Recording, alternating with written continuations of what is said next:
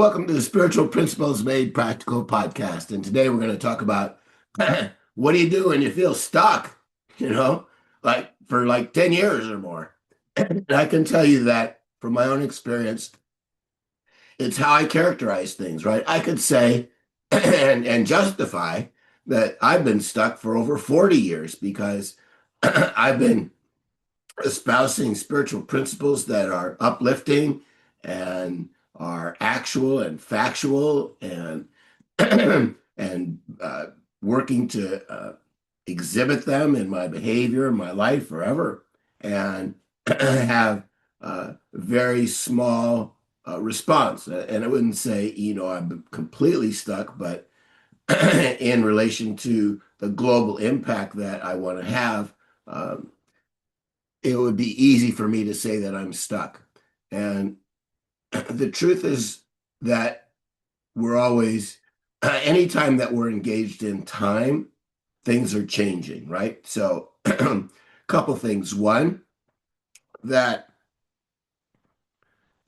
any day that we don't give up is a day that we're believing in ourselves more and is putting another straw on that scale that will eventually tip the scales. I mean, it was it was 5 years that it took me from the time I got divorced till I found somebody I really wanted to marry again, right? And it's been 40 years since I've been working on these spiritual programs and such. Maybe not 40, but close to it. And I can tell you that from the outer measures, it's easy to look and say that I'm stuck. My books, I've only sold a few copies.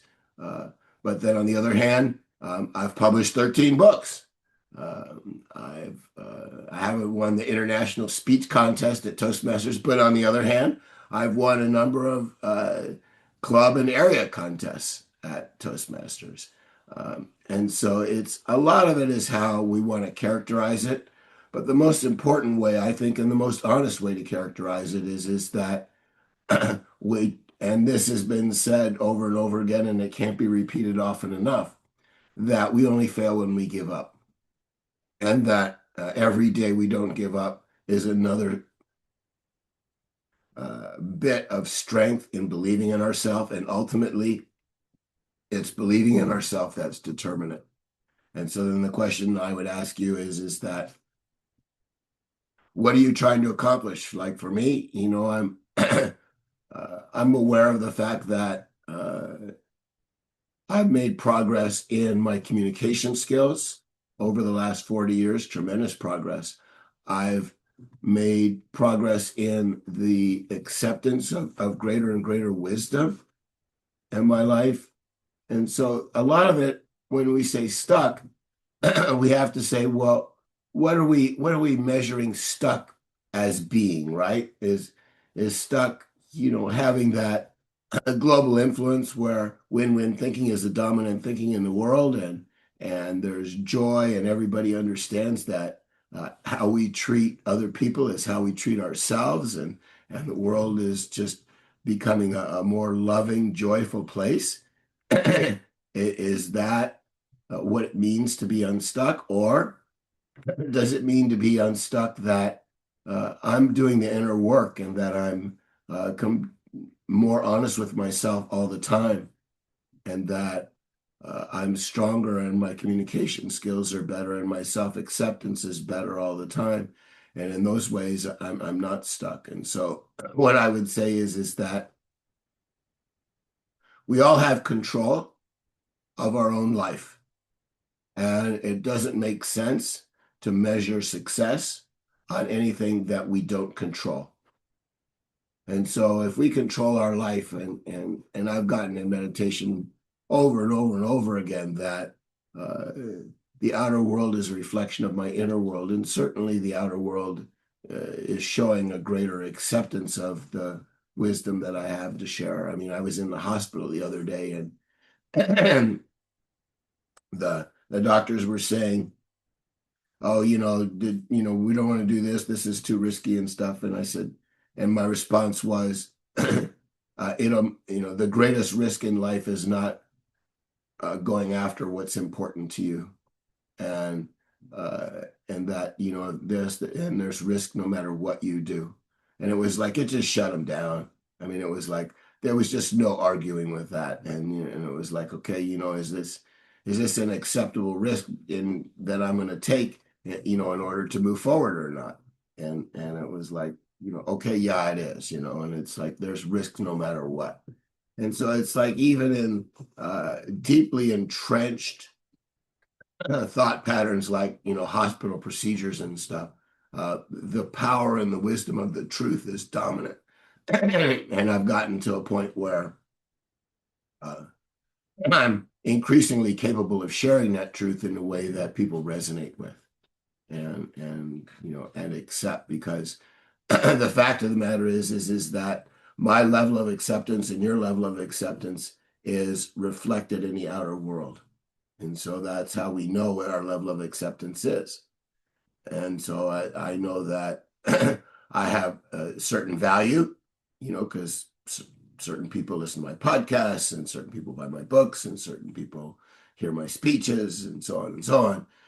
So I know that there's a certain amount of acceptance of my own value, and it's reflected back in those ways. And then there's areas where my acceptance is not as great as I might like it to be, and that's okay. And I just understand that that's just where things are right now, and that's okay. But I'm not stuck, because I'm always accepting more fully where I'm at. And so if you think you're stuck, it's only because you're measuring your progress based on an outer reflection as opposed to an inner commitment. And that inner commitment is shown by the fact that you haven't given up. Because if you're stuck, that means you haven't given up. And if you haven't given up, you're still in the game.